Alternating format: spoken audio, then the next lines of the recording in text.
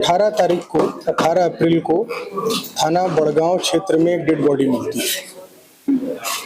Police को उसकी सूचना मिलती है। वहां पर फॉरेंसिक टीम के साथ हम लोगों ने जाके पूरे मौके का मुआयना किया, बॉडी को कब्जे में लेके एक मुकदमा दर्ज कराया। उस बॉडी पे 3 फायर जो आर्म की इंजरी थी, 3 गोलियां उनको लगी थी। पुलिस जो व्यक्ति थे उनको पहचान कराने में लगी हुई थी। अभी तक वो अनआइडेंटिफाइड ही चल रही थी। इसके बाद एक डेड बॉडी हम लोगों को थाना मिर्जापुर क्षेत्र में मिलती है, एक महिला की डेड बॉडी।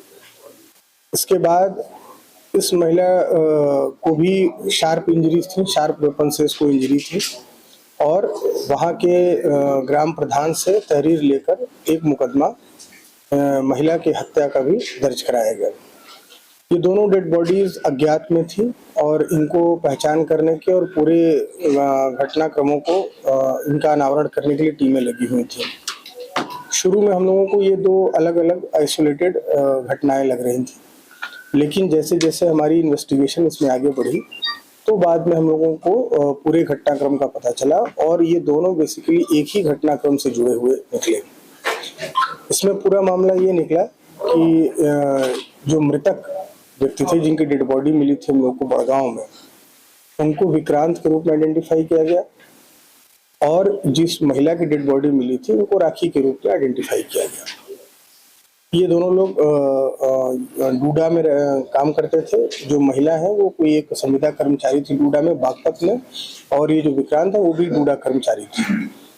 इन लोगों के बीच में पिछले कुछ टाइम से आपस में संबंध चल रहे थे और इनके बीच में इस चीज को लेकर विवाद हुआ था कि मथुरा में एक प्लॉट विक्रांत खरीद रहे थे और उस प्लॉट को ये महिला जो है, जो मृतका है, वो अपने नाम कराना चाहती थी। इस चीज को लेकर दोनों के बीच में विवाद चल रहा था। ये जो मृतका है उनके संबंध एक सुधारस नाम के व्यक्ति जो कि बागपत के ही रहने वाले हैं उनसे भी थे और सुधारस को मृतका ने ये बताया कि ये विक्रांत को अगर आप हम दोनों लोग मिलके रास्ते से हटा देते हैं तो इसके एवज में हम लोग फिर आगे एक साथ रह पाएंगे। और उसके बाद विक्रांत से लगातार जो दबाव बनाया जा रहा था कि वो जमीन उसके नाम कर दे और कुछ पैसे इस महिला को दे तो उसको हम लोग लेके साथ में रहा जाएगा।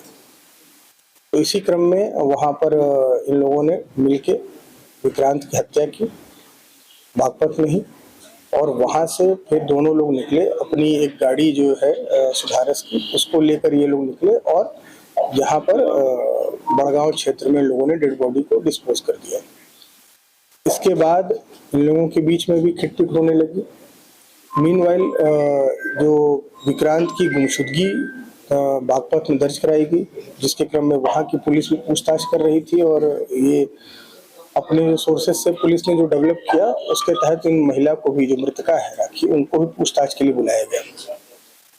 तो इस बात से आशंकित होके तो सुधारस ने सोचा कि ये जब महिला तक पुलिस पहुंच रही है तो कहीं ना कहीं आज नहीं तो कल पुलिस हम तक भी पहुंचेगी। तो इन लोगों ने एक प्लान बनाया कि जो महिला है उनकी भी हत्या कर दी जाए ताकि कोई साक्ष्य न रहे कि विक्रांत की हत्या में सुधारस का भी हाथ था। तो फिर एक प्लानिंग की गई। जो सुधारस ने जो महिला है मृतका, उनको बताया कि हम लोग चल के एक फार्म हाउस में पार्टी करते हैं और उनके साथ एक व्यक्ति और है जो कपिल नाम का व्यक्ति है, जिसकी जान पहचान थी एक फार्म हाउस वाले से। तो तीनों लोगों ने मिलकर एक पार्टी करने का प्लान बनाया, परंतु इस पार्टी करने के प्लानिंग के पीछे जो उद्देश्य था सुधारस का कि वहीं पे जाकर इस महिला की हत्या कर दी जाएगी। वहाँ पे जब ये लोग पहुंचे फार्म हाउस पे, वहीं पे महिला की हत्या कर दी गई और उसके बाद वहाँ से एक जो नेक्सॉन गाड़ी है जो कि कपिल की है, वहाँ से उस गाड़ी में बॉडी को डालकर जो वहाँ पे उसको डिस्पोजल किया गया जहाँ पे हम लोगों को मृतका की डेड बॉडी मिली थी। इसके बाद वहाँ से ये दोनों लोग फरार हो गए। जो विक्रांत की हत्या हुई थी वो लाइसेंसी पिस्टल जो राखी के नाम से थी 32 बोर की, उससे की गई थी और जो राखी की हत्या की गई वो हथौड़े और चाकुओं से की गई, जिसको पहले से ही सुधारस ने इकट्ठा करके रखा हुआ था। इस संबंध में हम लोगों को जो दोनों गाड़ियां प्रयुक्त हुई हैं डिस्पोजल में, वो हम लोगों को मिल गई हैं। इसके अलावा जो राखी की हत्या में प्रयुक्त आला कत्ल, हथौड़ी और चाकू वो बरामद हो गया है। जो खून से सनी हुई शर्ट सुधारस की थी वो हम लोगों को बरामद हो गई है। इसके अलावा जो सभी महत्वपूर्ण साक्ष्य जो इम्पोर्टेंट सीसीटीवी फुटेजेस हैं, जो सर्विलांस के थ्रू जो हम लोगों को साक्ष्य मिल रहे हैं, उन सभी को हम लोग संकलित करके इसमें आगे की अग्रिम कार्रवाई करा रहे हैं।